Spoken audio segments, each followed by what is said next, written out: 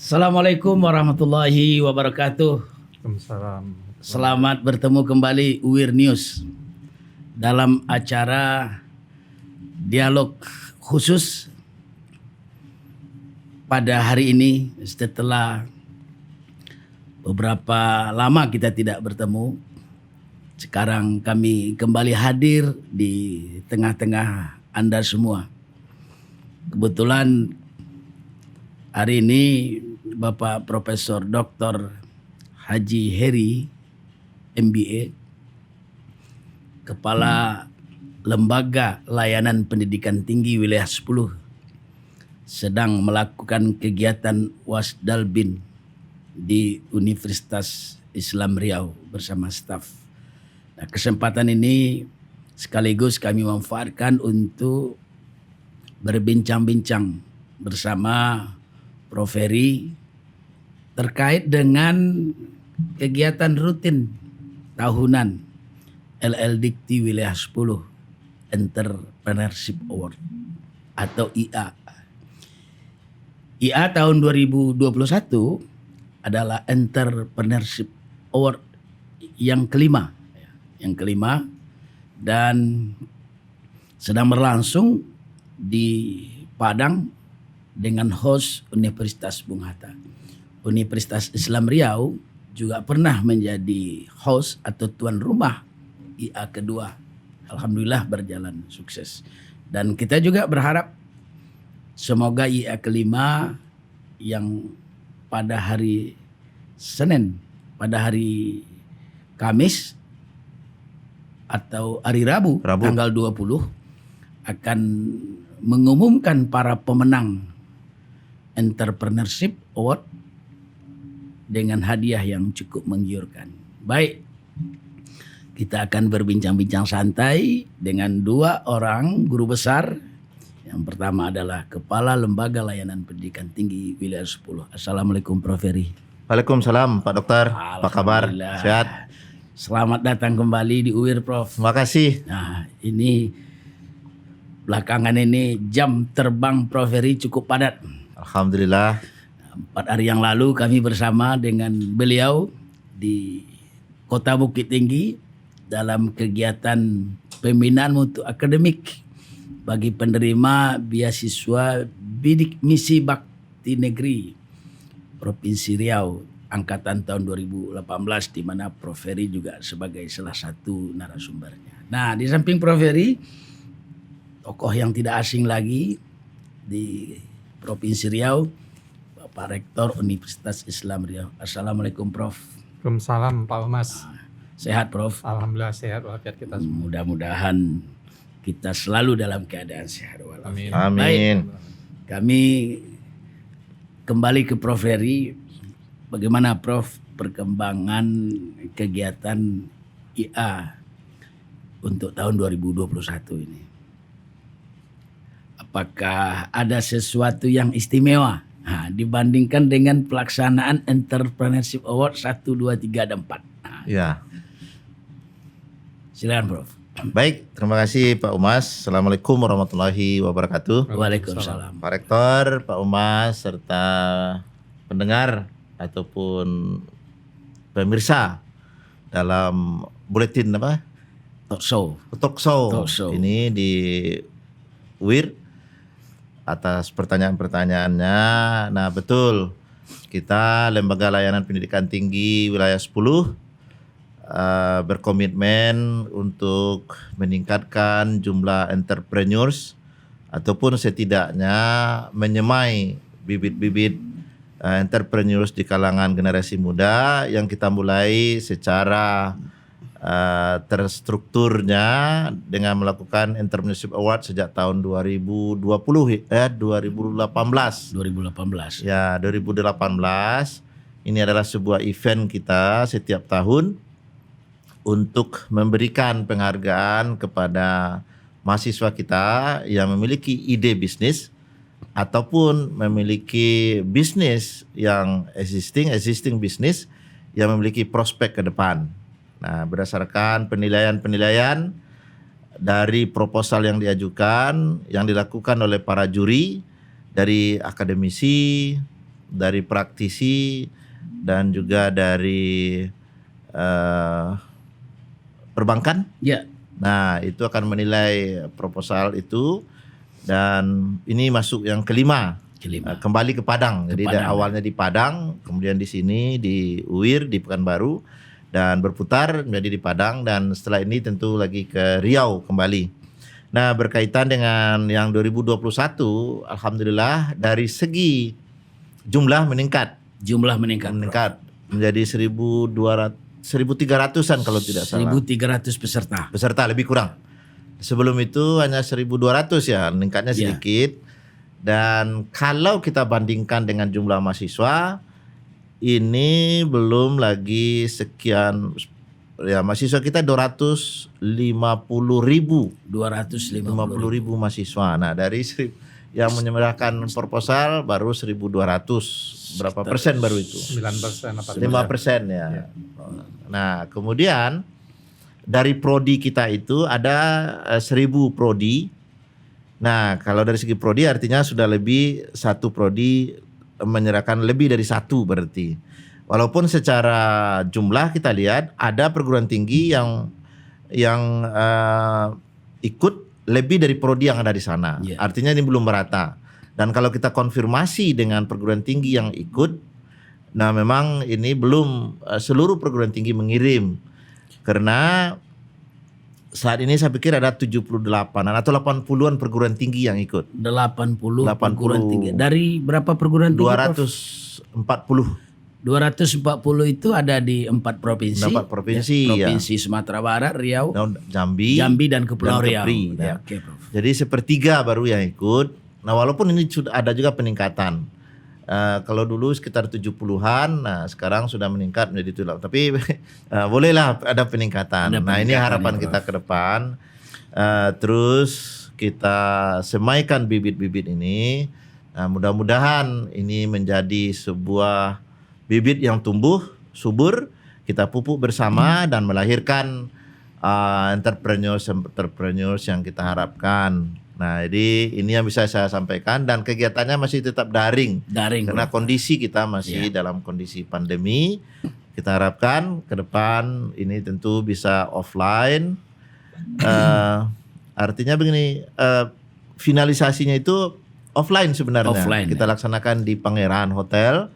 Nah, hadir para finalis, ada 25 finalisnya, 15 dari business plan, 10 dari bisnis berjalan, existing business, dan itu kita akan ambil sebagai pemuncaknya yang akan kita lakukan penyerahan hadiahnya pada tanggal 20 hari Rabu ya. Hari Rabu insyaallah. Nah, mudah-mudahan ini bisa kita ikuti dan seluruh perguruan tinggi, pimpinan perguruan tinggi kita undang, apakah itu datang secara offline maupun datang secara langsung ke Padang. Nah, mudah-mudahan ini bisa berjalan baik. Dan kita juga mengundang yang untuk memotivasi kawan-kawan kita adalah pengusaha muda Ria Miranda. Juga alumni kita dulu Fakultas Ekonomi yang telah berhasil dalam bidang apa namanya itu, model atau tekstil apa namanya ini ya, baju apa namanya ini, desainer mendesain baju dan memiliki outlet yang cukup banyak di Indonesia ini. Baik, Prof, kalau kita setback ke belakang sedikit,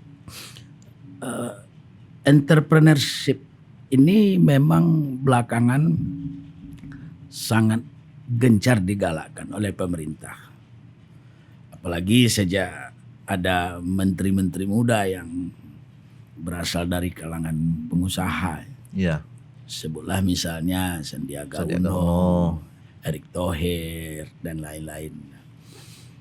Nah, LL Dikti sudah 5 tahun melaksanakan itu. Kalau bisa kita bercerita dengan mengambil sedikit pelajaran ke belakang, apa yang mendasari Lembaga Layanan Pendidikan Tinggi Wilayah 10 ini menggagas, menginisiasi adanya Entrepreneurship Award ini?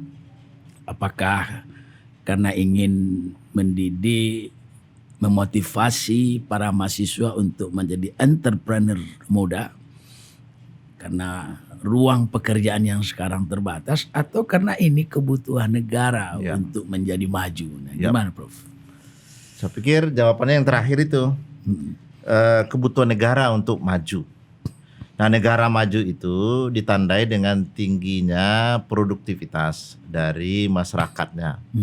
Kemudian pergerakan ekonomi itu berjalan.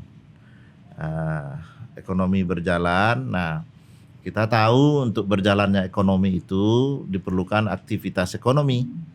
Nah, aktivitas ekonomi itu digerakkan oleh entrepreneurs. Mereka inilah yang akan menggerakkannya.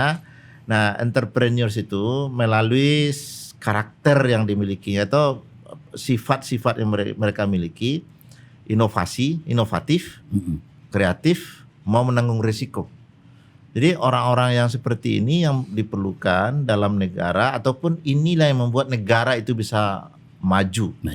Nah, dengan kreativitas mereka bisa menciptakan ataupun melihat sesuatu lebih produktif. Kalau inovasi dia bisa menciptakan sesuatu yang merubah fungsi barang yang ada menjadi lebih hebat fungsinya. Lebih hebat. Ya. Nah, misalnya kalkulator dulu, sekarang ditemukan peralatan yang jauh lebih canggih. Dulu komputer, sekarang mungkin Android dengan segala macam kehebatannya itu. Nah, dengan inovasi sebagai karakteristik daripada dari entrepreneurs, nah ini bisa merubah wajah negara itu. Dengan inovasi akan ada produk-produk baru. Nah, itu akan membuat negara ini menghasilkan produk dengan nilai tambah yang tinggi. Dan ini membawa dampak multiplier atau membawa multiplier impact kepada yang lainnya. Di antaranya yang bersifat tangible, yang bersifat keuangan, materi, atau yang bersifat non-tangible atau intangible, yaitu yang tidak bisa disentuh tapi dia membawa dampak yang luar biasa. Misalnya ini nama harum bagi bangsa itu. Yeah. Barangkali kita kenal dengan Korea karena produk-produk industri mereka. Yang maju. Kita kenal dengan Taiwan karena produk-produk inovasi mereka. Nah, secara tidak langsung itu promosi juga. Tetapi di dalam negara itu sendiri dengan inovasi itu komoditi yang harganya standar misalnya, tapi dengan inovasi itu harganya bisa berlipat. Nah, istilah orang ekonominya itu adalah nilai tambahnya. Nilai tambah itu. Katakanlah kopi misalnya, ini sederhana saja. Kopi itu kalau dijual 1 kilo mungkin 18.000. Tapi kalau sudah dirobah, dikemas dengan baik dan disuguhkan di tempat-tempat yang bagus dengan suasana yang bagus, itu 18.000 mungkin satu gelas ini mungkin kurang. Bisa 25.000. Bisa 25.000, mungkin sekian gram. Nah, itu contohnya. Dan kita memiliki komoditi-komoditi itu. Nah, kalau kita punya entrepreneurs, komoditi-komoditi itu bisa berubah menjadi produk-produk yang nilai tambahnya luar biasa. Contohnya juga gambir di Payakumbuh misalnya. Dan hal-hal lainnya banyak. Ikan saja misalnya. Dan lain-lainnya itulah. Walaupun sebenarnya negara-negara yang lain yang maju menurut kita itu mereka tidak memiliki SDA. Yeah. Nah, kita memiliki SDA, tinggal lagi entrepreneurs-nya ini yang harus kita didik untuk itu. Jadi jawabannya adalah berkaitan dengan kemajuan bangsa. Negara ataupun statistik mencatat negara-negara maju itu 13% lebih kurang paling kurang ya. 30% masyarakatnya itu sebagai entrepreneurs. Kita baru sekitar 3 atau 4%. Masih jauh ya, Prof? Masih jauh. Nah, inilah yang kita usahakan ya dengan skop tugas kita, dengan lingkup bidang tugas kita, pendidikan. Nah, kita melihat bahwa hal yang potensi untuk menjadi entrepreneurs itu mahasiswa. Mereka muda, mereka berpendidikan, produktif. Nah, ini kalau kita tambah lagi teknologi, adaptasi teknologi. Ya, Prof. Kalau bisa tentu teknologi, mereka juga menciptakan teknologi itu. Yeah. Dan sudah banyak terlihat, Pak. Banyak anak-anak muda kita sudah menghasilkan dari ruang praktek mereka ataupun joint research dengan dosen mereka. tetapi itu belum menjadi sebuah usaha. Nah, ini juga bisa menjadi sarana bagi mereka. EA bisa menjadi sarana mereka untuk membuat ini tersedia di masyarakat. Prof, hasil evaluasi LLDT dalam 5 tahun pelaksanaan Entrepreneurship Award ini, bagaimana Prof mengamati bibit-bibit muda kita ini? Apakah mereka punya talent untuk menjadi entrepreneur muda, atau jangan-jangan ada yang sudah jadi, Prof? Ya. Jangan-jangan ada yang sudah jadi yang ikut di dalam kegiatan IA itu, karena IA itu kan terbagi ke dalam 2 kategori. Ya. Bisnis yang sedang berjalan dan bisnis plan yang direncanakan. Nah, tentu Lembaga Layanan Pendidikan Tinggi Wilayah 10 punya penilaian sendiri terhadap entrepreneur muda ini. Ya. Kita terus terang belum melakukan kajian secara sistematis untuk itu. Maksudnya anak-anak yang telah ikut itu atau yang telah juara itu seperti apa dia. Tapi yang kita lakukan adalah pengamatan secara general. Saya dan kawan-kawan lain mencoba berdiskusi dengan pimpinan perguruan tinggi yang anak-anaknya itu dulu menang. Nah, jadi dari laporan itu kita dapatkan dan hasilnya memang cukup menggembirakan kita. Karena anak-anak yang selama ini punya bisnis plan, sekarang mereka sudah berusaha, Pak. Mereka sudah berusaha. Sudah melaksanakan kegiatan itu, dan ditambah dengan bantuan kita ini membuat usaha mereka itu cepat berjalan dan bisa melaksanakan operasionalnya. Nah, yang kedua yang sudah berusaha bertambah maju. Nah, itu setidaknya saya dapatkan dari beberapa teman-teman perguruan tinggi yang anak-anaknya pernah mendapatkan juara dulu. Ya. Contohnya itu yang bidang mie apa namanya ini, dia punya counter mie dan itu omsetnya sudah meningkat sekarang. Meningkat jauh ya. Meningkat sekarang. Yang bisnis plan yang saya ingat adalah, nah ini menjadi catatan kita ini, usaha cacing kalau nggak salah. Cacing, Bro. Usaha cacing untuk makanan ikan. Nah, dia waktu itu menjadi jurinya itu perbankan. Nah, melihat perspektif ini, perbankan tertarik untuk membiayai itu, dan sekarang dia sudah memulai usahanya. Nah, mudah-mudahan itu terus berkembang, dan memang kita menyadari perubahan sikap, perubahan mindset itu tidak mudah. Nah, ini salah satu cara kita merubah secara perlahan lah. Mudah-mudahan dengan berjalannya waktu, dengan intensitas yang kita lakukan, didukung dengan kegiatan-kegiatan serupa dari instansi lain, nah ini akan menghasilkan entrepreneurs yang kita harapkan. Setidaknya mereka sudah memiliki karakter-karakter itu. Tapi kalau boleh saya tambahkan, Pak, karakter entrepreneurs ini sangat penting untuk pengembangan, tidak hanya sebagai pengusaha, tapi sebagai manusia atau sebagai warga masyarakat. Karena entrepreneurs tadi adalah orang-orang yang kreatif, orang-orang yang bisa melihat sesuatu berbeda dengan orang lain dan merubahnya ke arah yang lebih baik, menciptakan sesuatu yang belum ada dari apa yang tersedia. Kemudian lebih penting adalah karakter-karakter baik lainnya. Menurut saya, entrepreneurs itu dia jujur ya. Tidak mungkin orang yang tidak jujur akan bisa dipercaya oleh customernya. Kemudian dia bisa berkomunikasi, dia bisa menyampaikan maksud tujuannya, kemudian dia juga bisa menjual ide. Nah, kalau orang entrepreneur tidak bisa menjual ide produknya, ketinggalan. Nah, dia tidak disukai masyarakat produknya. Kemudian juga bekerja sama. Teamwork. Jadi sifat-sifat ini menurut saya perlu dimiliki oleh seluruh kita. Tetapi akan lebih menonjol dia menjadi entrepreneurs. Nah, jadi otomatis orang-orang entrepreneurs ini idealnya adalah orang-orang yang seperti tadi. Orang yang jujur, orang-orang yang bisa bekerja sama, orang-orang yang bisa melihat peluang dan konsisten, disiplin. Nah, saya pikir ini nilai-nilai yang perlu bagi setiap kita dan dalam entrepreneurs itu sangat diperlukan. Baik, Prof. Saya mencoba mengalihkan pandangan Prof ke Pak Rektor. Nah, Pak Rektor tadi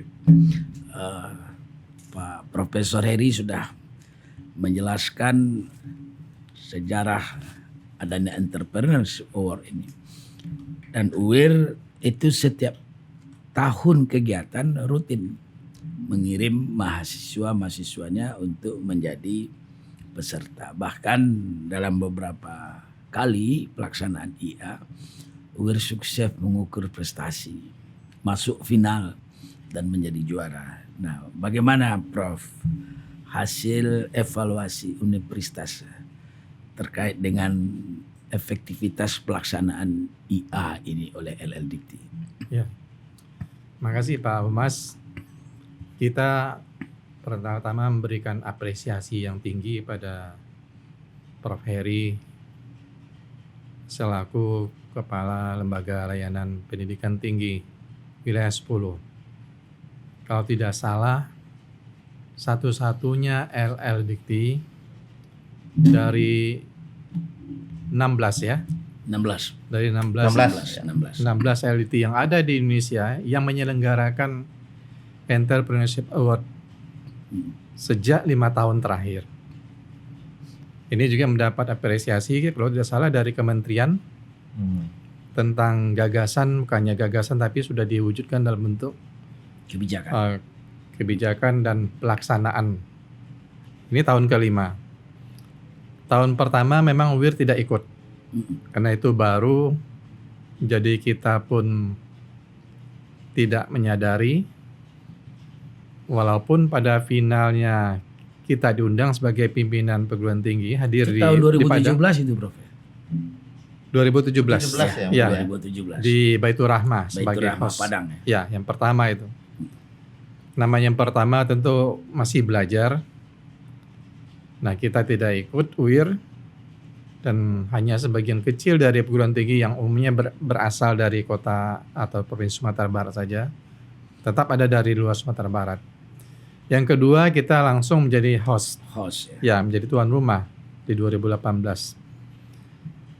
Kita berusaha sebaik mungkin performa UIR sebagai tuan rumah agar bisa memberikan aroma yang khas sebagai perguruan tinggi Islam dan perguruan tinggi swasta yang terbesar di wilayah 10 ini. Dilihat dari jumlah peserta semakin banyak, jauh lebih banyak dari yang pertama. Dari jumlah hadiah pun kita lebih banyak. Kalau tidak salah 110 juta waktu. 101 juta waktu itu. 101 juta, angka yang 101. bagus. Sekarang jauh lebih besar lagi kan, 125 juta Iya. hadiah yang disediakan oleh Bung Hatta dalam EA kelima ini. Jadi dengan adanya Entrepreneur Award ini membuat Universitas Islam Riau dengan dosen dan mahasiswa yang mempunyai talenta dalam dunia bisnis, baik yang sudah terlaksana atau dijalankan bisnisnya, existing bisnis maupun yang baru direncanakannya, dalam pikirannya baru dituangkan dalam bentuk proposal, alhamdulillah sudah membuahkan hasil. Terutama pada mereka-mereka yang menjadi juara. Bisnisnya semakin maju, bahkan saya sebagai customer dari salah satu pemenangnya itu, yaitu minyak rambut, Dendi, minyak rambut. Ini karena rambutnya pelontos, saya nggak pakai minyak rambut lagi. Kemasannya bagus, wangi pun juga enak. Kita bisa beli. Bahannya dari? Pokoknya sudah teruji gitu Pak, sudah dipasarkan secara luas, secara online oleh mahasiswa itu. Nah, tahun yang kelima ini UIR tetap berpartisipasi dengan jumlah yang besar. Alhamdulillah di masing-masing nomor business plan maupun existing business, UIR menempatkan masing-masing sebagai finalis yang akan diuji pada hari Rabu tanggal 20 Oktober nanti. Ya, kita menyambut gembira setiap pelaksanaan EA di wilayah 10 ini. Kita UIR selalu mengirimkan secara maksimal jumlah peserta ke sana. Manfaat yang mungkin bisa dikombin, Prof, pelaksanaan IA ini dalam upaya mencari bibit entrepreneur semuda seperti yang disampaikan oleh Prof Eri, di UIR sendiri bagaimana? Ya, UIR masalah kewirausahaan ini ditangani oleh namanya pusat karir. Jadi career center. Kemudian kita wajibkan dalam mata kuliah wajib universitas kewirausahaan.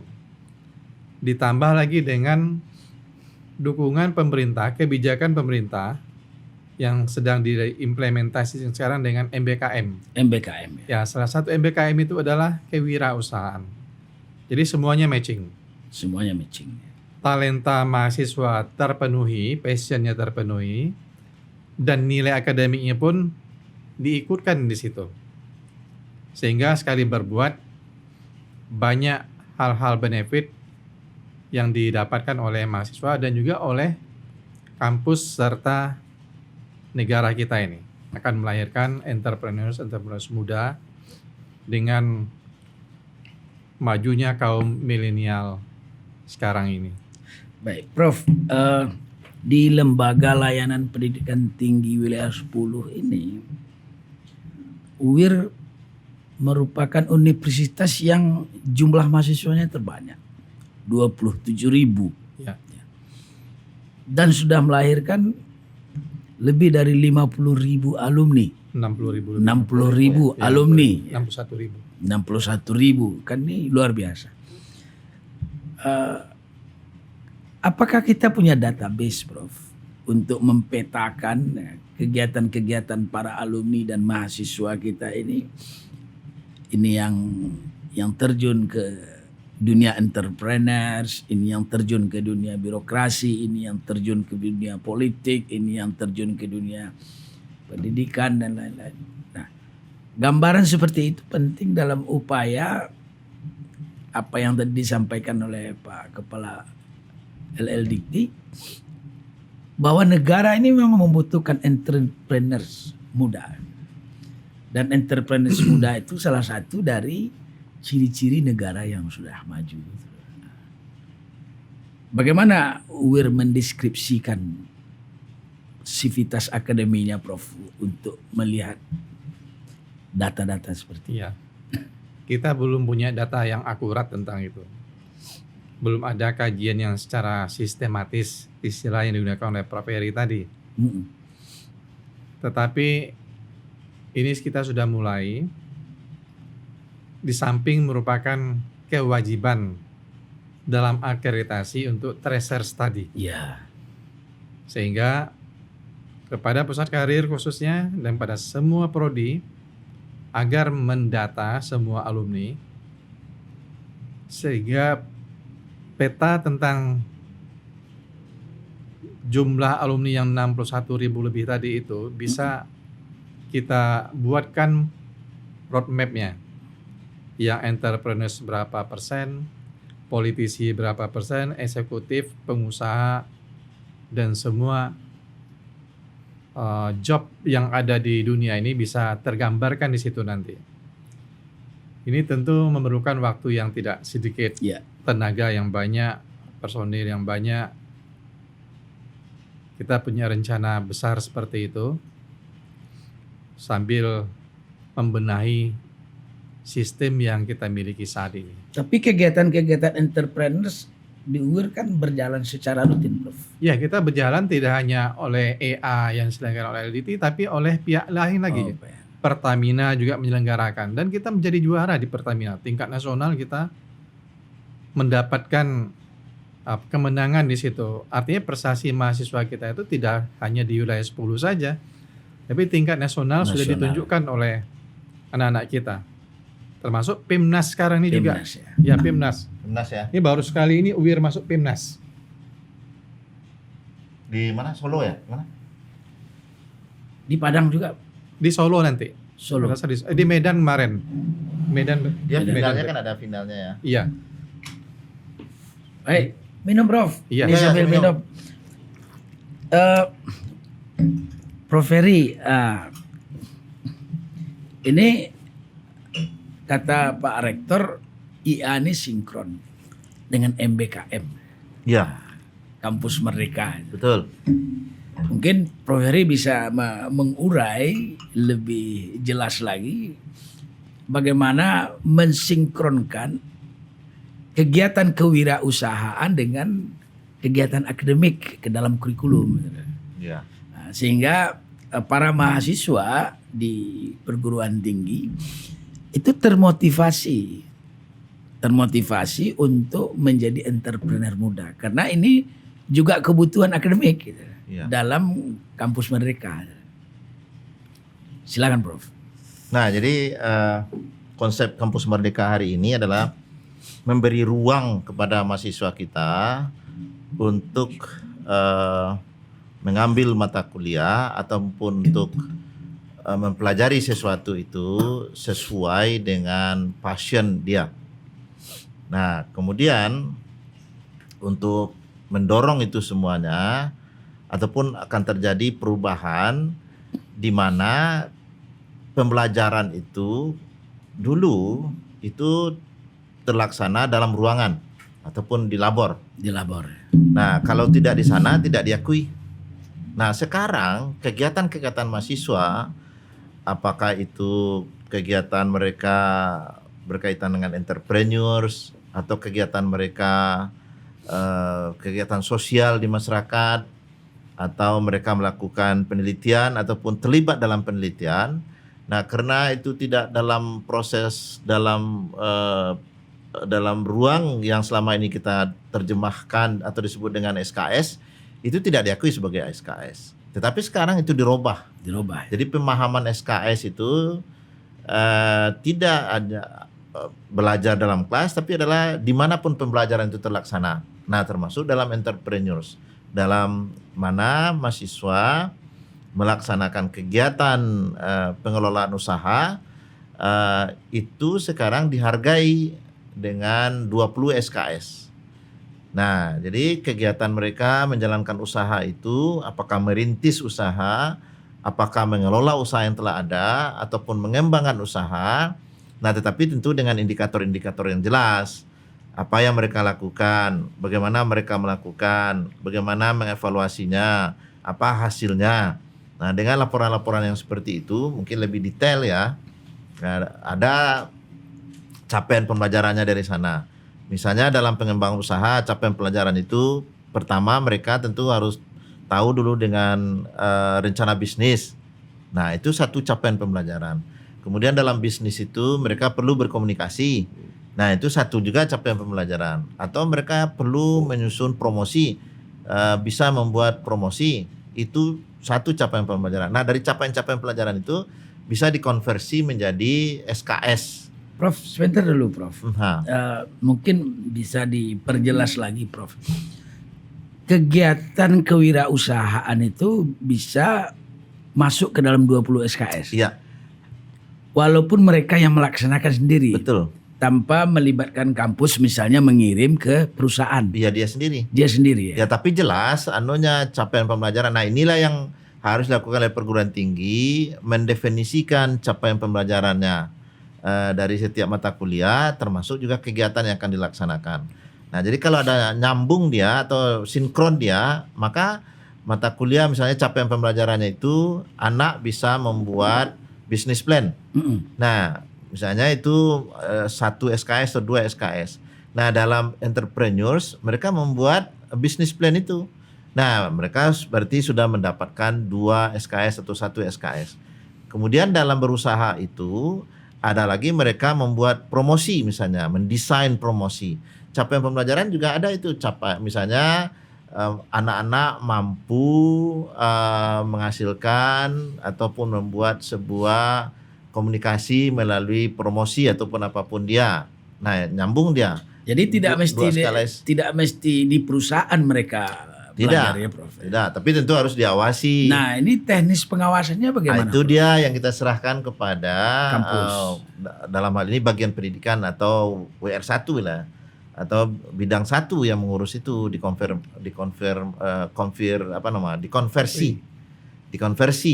Nah, ini tentu berbeda satu sama lain. Nah, kalau anak ekonomi tentu berbeda mata kuliahnya, capaian pembelajarannya ada di sana dengan anak prodi yang lain. Nah, jadi masing prodi mungkin bisa jadi menghadirkan berbagai capaian pelajaran yang berbeda. Nah, tentu hal yang sama dalam pelaksanaan kegiatan pengelolaan usaha dalam bentuk entrepreneurs yang kita ketahui itu. Nah, ini harus dilaksanakan oleh anak-anak itu. Selain dalam bentuk kegiatan kewirausahaan, Prof, apa kegiatan lain yang itu juga bisa dikonversi ke dalam kampus mereka? Nah, kan tidak semua anak-anak ini punya itu dia, talent betul. di bidang usaha. Betul, iya. Tetapi magang di perusahaan kan juga terbatas. Betul, iya.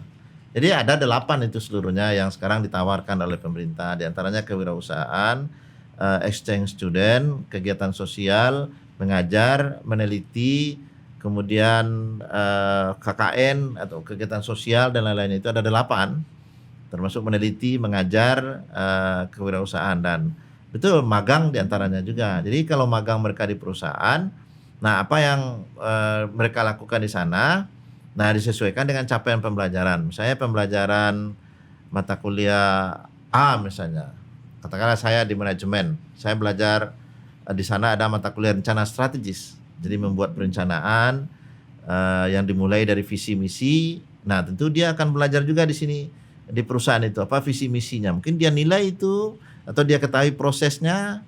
Nah, dia paham nanti dalam rumusan visi misi itu harus ada begini, harus menantang, harus buat cita-cita, harus mimpi dan begini-begini. Nah, nanti dia lahirkan itu. Nah, tercapailah pembelajaran, maka ini dikasih pula nilai SKS-nya sekian, sampai nanti 20 SKS. Nah, jadi memang dalam hal ini perlu dilakukan perubahan kurikulum.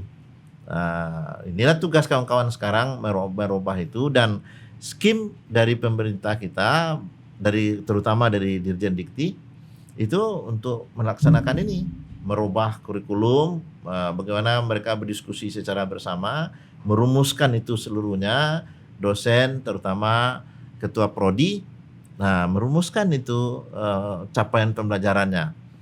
Nah, sejalan dengan nanti capaian pembelajaran dari prodi itu. Jadi capaian pembelajaran dari mata kuliah dan capaian pembelajaran dari prodi. Baik, Prof, gimana Prof persiapan UIR, Prof, untuk melaksanakan MBKM ini? Tadi beberapa skim MBKM itu sudah dijelaskan oleh Prof Ferry. Selama ini kan kampus lebih banyak terfokus memikirkan MBKM itu melalui kerja sama dengan perusahaan-perusahaan. Apakah kegiatan-kegiatan yang sifatnya mandiri, yang itu nilainya bisa dikonversi ke dalam bentuk MBKM, bisa dilakukan di UIR, Prof? Baik, Pak Humas, MBKM baru memasuki semester yang kedua ini.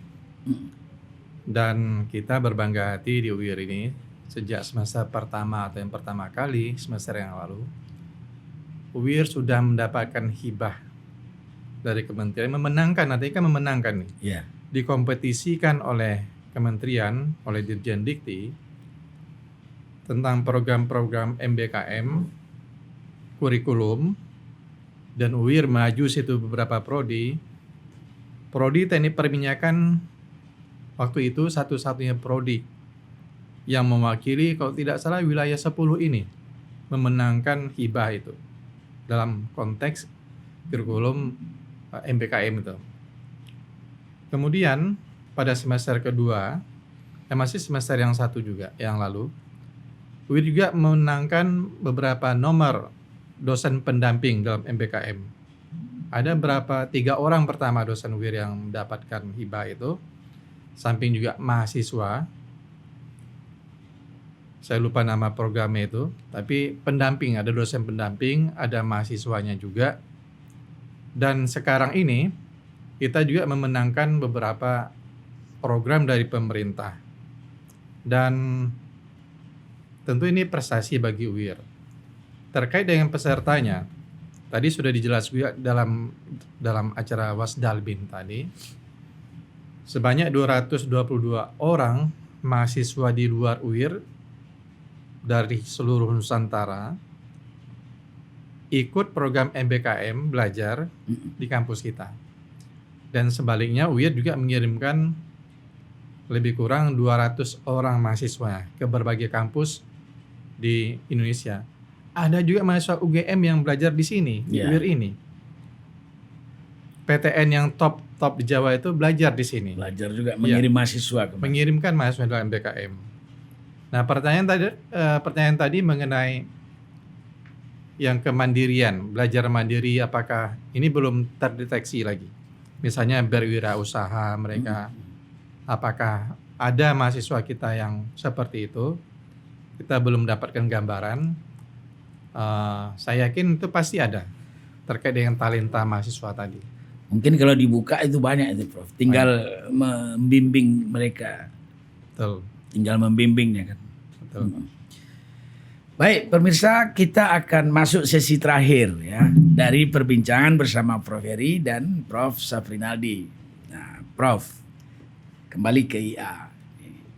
Ke depan bagaimana pengembangan IA berikutnya, Prof? Mungkin ada yang lebih spesifik lagi. Apakah kalau hadiahnya itu jelas setiap tahun itu bertambah. Betul ya, ada peningkatan. Dari 100 juta menjadi 125 juta sekarang. Ya. Memang hadiah ini salah satu yang menggiurkan peserta termasuk perguruan tinggi untuk mengirimkan pesertanya dalam jumlah banyak. Nah, terobosan lain yang mungkin akan diambil oleh LDikti untuk memacu para perguruan tinggi ikut serta mengirimkan peserta dalam jumlah banyak, itu apa yang akan datang, Prof?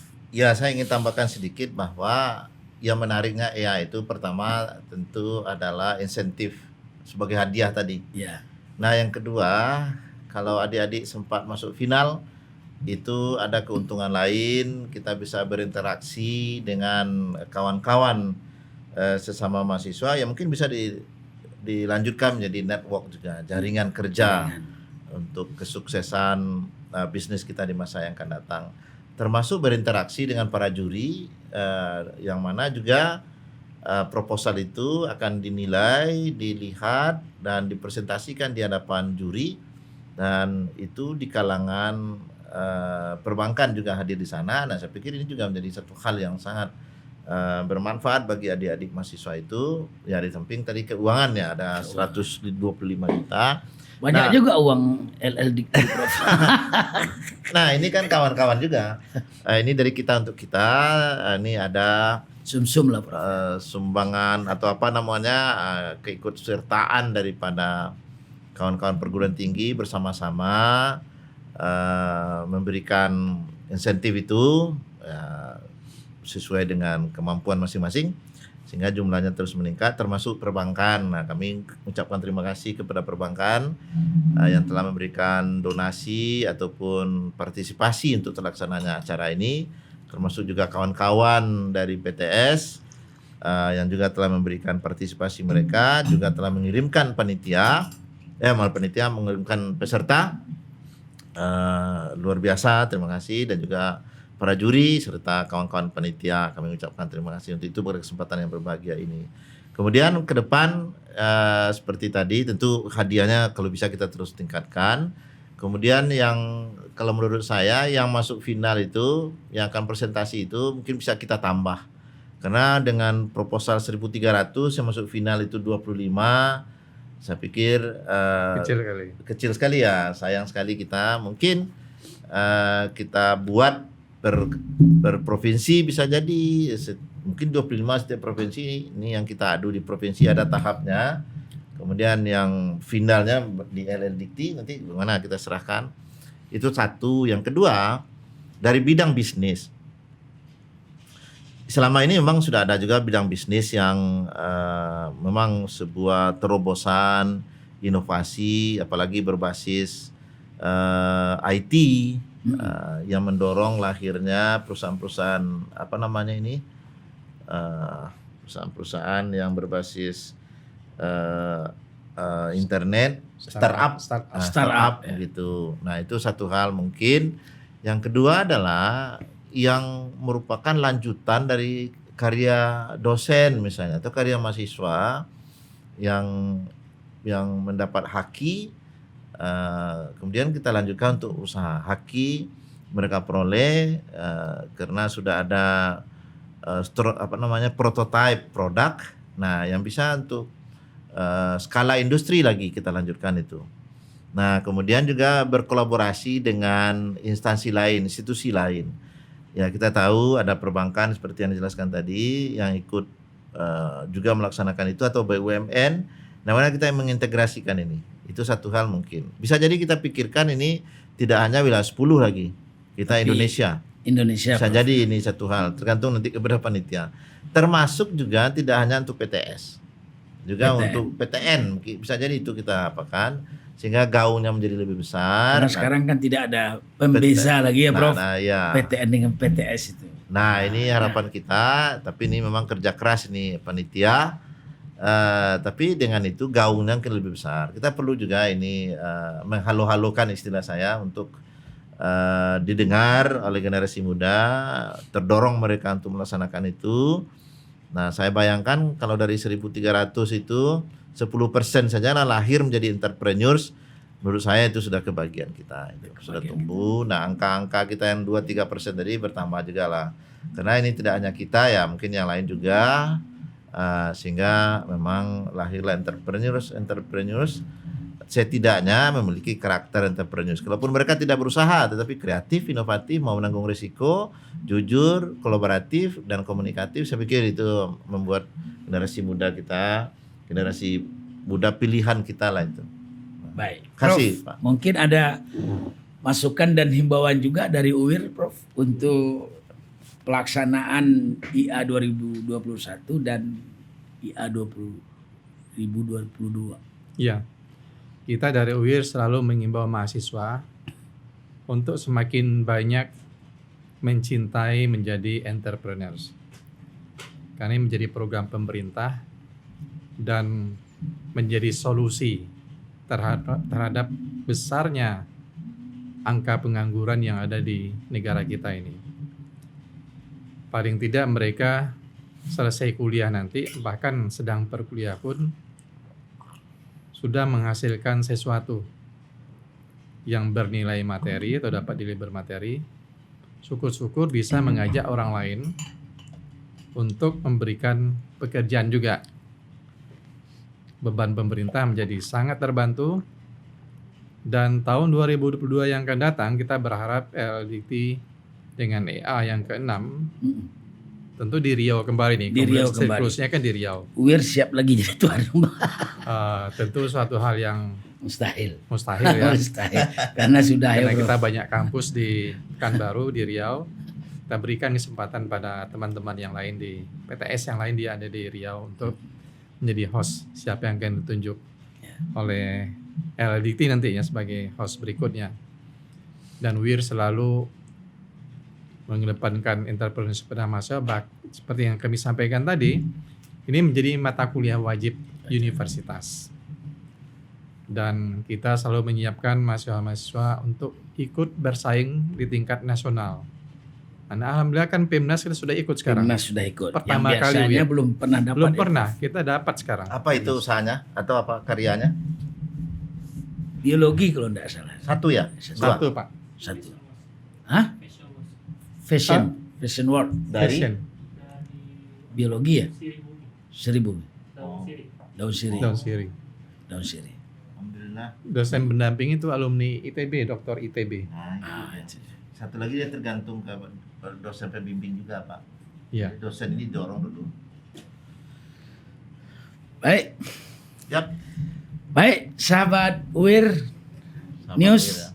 dimanapun Anda berada. Demikian bincang-bincang ringan kita bersama dua tokoh penting di UIR News, ruang akademisi mendedah informasi. Kita sudah berbincang sekitar 50 menit dengan Kepala Lembaga Layanan Pendidikan Tinggi Wilayah 10, Bapak Profesor Dr. Haji Heri, MBA, kemudian dengan Rektor Universitas Islam Riau, Bapak Profesor Dr. Haji Safrinaldi, SHMCL. Terima kasih. Kita bertemu kembali dalam tema yang berbeda dengan narasumber yang tidak sama. Saya Dr. Haji Safriadi, host acara ini, mohon pamit. Wassalamualaikum warahmatullahi wabarakatuh. Waalaikumsalam. Assalamualaikum warahmatullahi wabarakatuh. Mantap. Mantap.